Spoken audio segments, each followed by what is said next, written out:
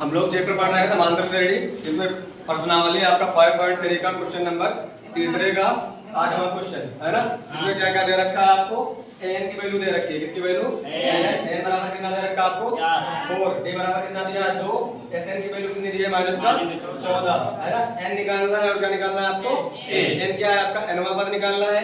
ए क्या है आपका? प्रथम पद, वही निकालना है ना। हम लोग फार्मूला जानते हैं जो कि समांतर श्रेणी के एन पदों का योगफल, समांतर श्रेणी का एनवां पद क्या होता? एन बराबर A plus N minus 1 into D. यहाँ पे एन क्या है आपका? एनवां पद है। ए क्या है आपका? प्रथम पद है। एन क्या है आपका? एनवां मतलब जो पद है। डी क्या है आपका? सर्वांतर है। क्या है? सर्वांतर। यहाँ पे एन है, एन की वैल्यू कितनी दे रखी है आपको?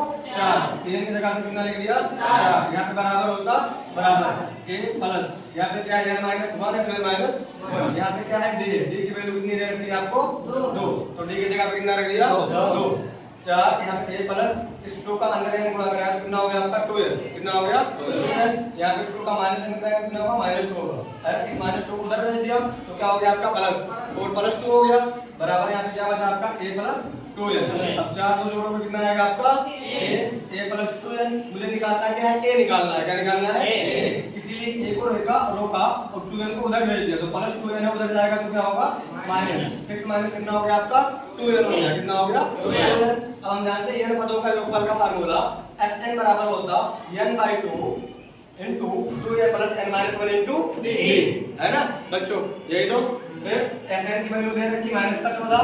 Sn की जगह पे क्या लिख दिया? -14।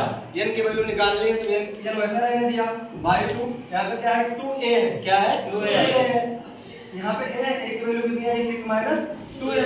a की जगह पे क्या लिख दिया? 6 माइनस 2a। यहाँ पे प्लस है तो प्लस, यहाँ पे n माइनस 1 है तो -1। यहाँ पे क्या है आपका? d है। d की वैल्यू कितनी दे रखी है आपको? 2।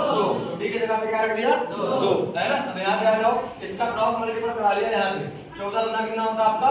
28। यहाँ पे माइनस है तो यहाँ पे क्या लगा दिया? माइनस। यहाँ पे जाना है तो n। अब इस 2 का इस में क्या करेंगे? मल्टीपल कराएंगे। 2 से कितना होता आपका? 12। यहाँ माइनस है, यहाँ क्या? प्लस माइनस का माइनस। 2 में कितना होता आपका?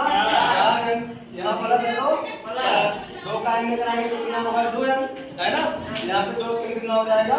2 माइनस के साथ। यहाँ पे -28 है तो 28। यहाँ पे n है तो n। यहाँ पे देखो अंक को अंक के साथ ही घटाएंगे। अंक को अंक के साथ 12 में से 2 जाएगा कितना हो जाएगा आपका? 10। यहाँ पे -4 है, यहाँ पे कितना है? +2n है ना। अब इसको हमरा कितना आएगा आपका? माइनस का 2n, माइनस का 2n है ना। अब देखो यहाँ पे -28 है बराबर, यहाँ पे n का अंदर गुणा कराएंगे कोष्टक में तो 10 का n में कराएंगे तो कितना जाएगा आपका? 10। अब यहाँ पे माइनस है तो माइनस, यहाँ पे 2n इंटू क्या है आपका? n है तो 2n क्या हो गया आपका? स्क्वायर। अब इसको उधर भेज दिया, यहाँ पे -2n स्क्वायर है, उधर जाएगा तो क्या होगा? प्लस का 2n स्क्वायर है ना। प्लस का 10n है, उधर जाएगा तो क्या होगा आपका? माइनस का 10n है ना। और -28 यहाँ पे पहले से ही है बराबर कितना हो गया आपका? 0। अब इन सभी टर्म में से 2 कॉमन दिख रहा है कि नहीं दिख रहा? दिख रहा है ना। तो यहाँ से 2 कॉमन ले लिया। यहाँ बचा क्या? n स्क्वायर और 2 बच्चे कितना होता? 10। तो 14 दूना कितना होता? 28 बराबर कितना हो गया आपका? 0। अब ये जो गुणे में क्या आएगा आपका? बटे में आएगा है ना।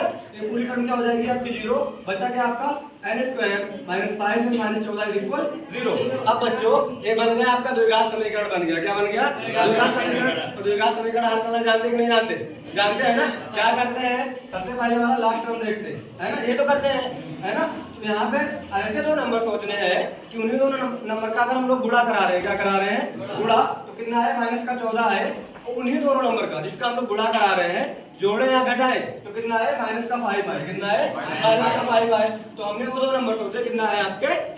7 दूना 14 और 7 में से 2 गया कितना आएगा आपका? 5। वही कर दिया। n स्क्वायर माइनस का 7n प्लस का 2n माइनस का 14 = 0। अब इन 2 टर्म में से हमने n कॉमन ले लिया। क्या कॉमन ले लिया? n। तो यहाँ से n कॉमन लिया तो क्या बचेगा? n बचेगा।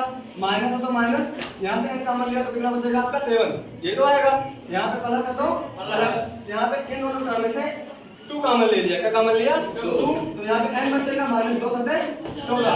अब इस पूरे टर्म में से n-7 क्या है आपका? कॉमन है। n-7 लिख दिया और जो बचा यहाँ पे n+2 बचा तो लिख दिया है ना।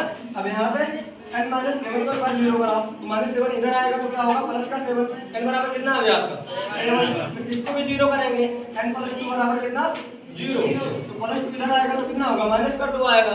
अब यहाँ पे -2 को अमान्य क्यों लिख दिया गया है? इसलिए लिख दिया गया है क्योंकि n की वैल्यू हमेशा धनात्मक होती है। सवाल में कभी ऐसा नहीं पूछता कि -4 पद निकालिए, -5वां पद निकालिए, है ना? ऐसा हमेशा पूछता है तो 10वां पद निकालिए या तो 15वां पद निकालिए, ऐसे तो बोलता। इसीलिए यहाँ पे -2 की वैल्यू हमने अमान्य लिख दिया है। क्या लिख दिया है? अमान्य। तो यहाँ पे n की वैल्यू बच्चों कितनी आ गई है आपकी?